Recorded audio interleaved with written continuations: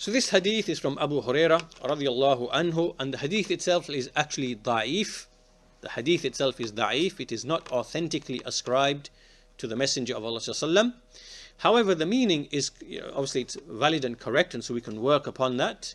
So the hadith of Abu Huraira radiallahu anhu, who said, قال رسول الله صلى الله عليه وسلم, it is ascribed to the Messenger of Allah that he said, جددوا إيمانكم, renew your faith. قيل يا رسول الله, it was said, O Messenger of Allah, how shall we renew our faith? He said, أكثروا من قول لا إله إلا الله. He said, frequently frequent the statement La ilaha illallah. Repeat frequently the statement La ilaha illallah. So obviously, as we said, the hadith is da'if, it is not authentic.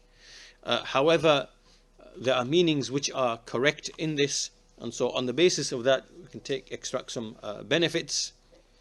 So from them is, first of all, that Iman increases and decreases, and this is connected to the previous hadith, that Iman is something that in a servant can increase and decrease. It increases with righteous deeds and it decreases with sinful deeds. And this is from the belief of Ahlul Sunnati wal Jama'ah, from the belief of the Salaf, that Iman increases and decreases. Secondly, within this is an encouragement to increase in the actions of obedience and the actions of Iman,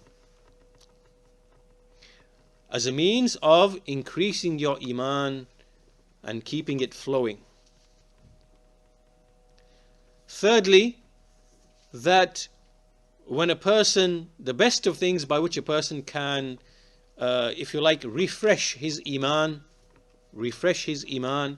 is to say La ilaha illallah.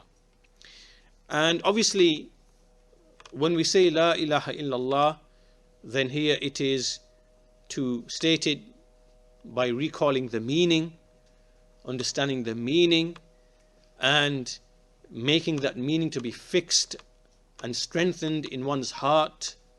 And this then affects everything else. It affects everything else.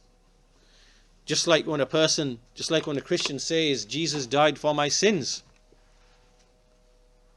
Right? How is that going to motivate him to, avoid that which is haram and khabith and do that which is halal and tayyib? He's got no motivation to do that. Right? Because that belief is batil. But when a Muslim, when he says, Ashhadu an la ilaha illallah, la ilaha illallah, then he knows that this kalima has rights. There are things which follow on from this kalima.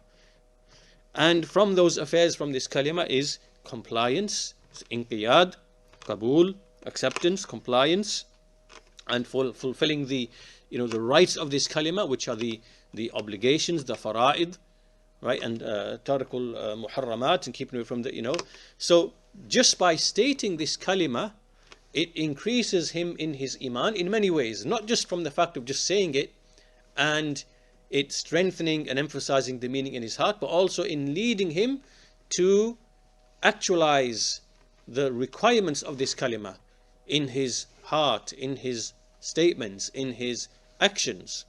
So this is something which increases a person in his Iman. And as we said, this is from the angle in the sense that it strengthens the connection between the servant and his Lord. Every time he recalls the meaning of this kalima and it strengthens, and it creates a bond between him and his Lord. So again, we already explained the meaning of this kalima La ilaha illallah, that only Allah has a right to be worshipped because He alone is singled out with all of those qualities of rububiyyah, of uluhiyyah, of being the right to be worshipped, and of perfection, and of beauty, and so on and so forth. So when a servant, when he remembers this kalima, it will make him hold a true and just estimation of Allah.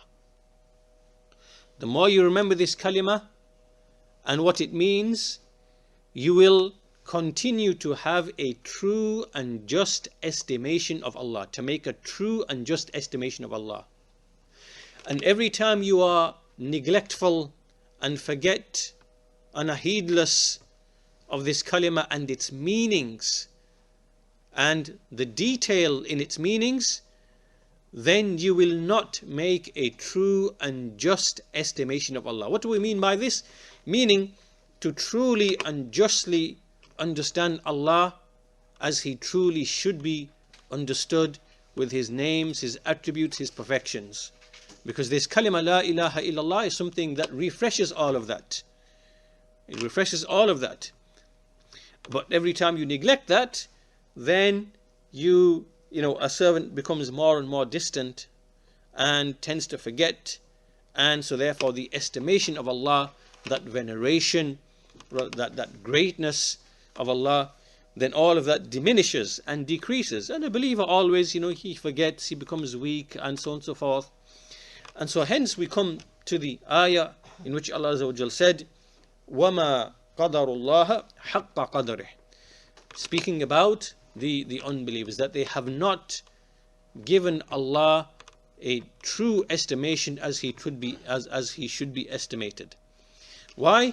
Because if you are like the Yahud and you say that Allah forgets, Allah has remorse, Allah is greedy, and this is your estimation of Allah, this is batil.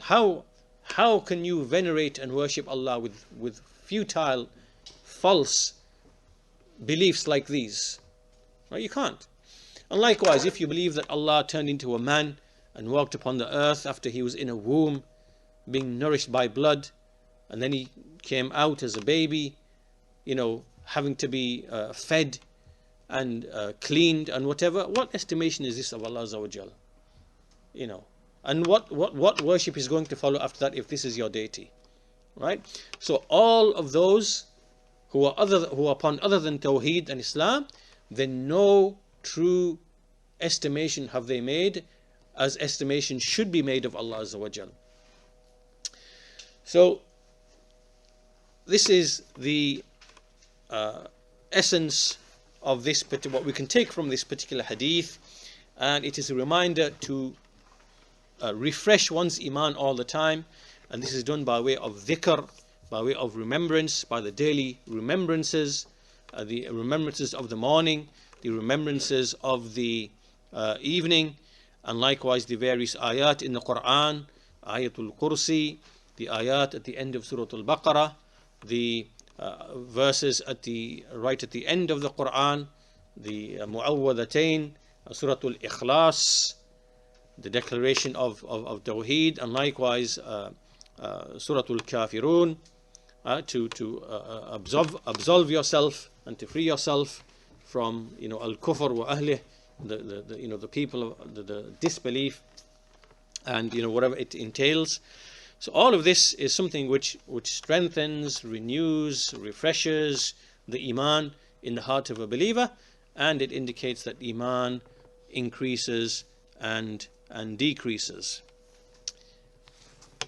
We come to the next hadith, and what we'll do then is we'll simply read the hadith, but we'll discuss it in the next lesson inshallah ta'ala, because there is a lengthy discussion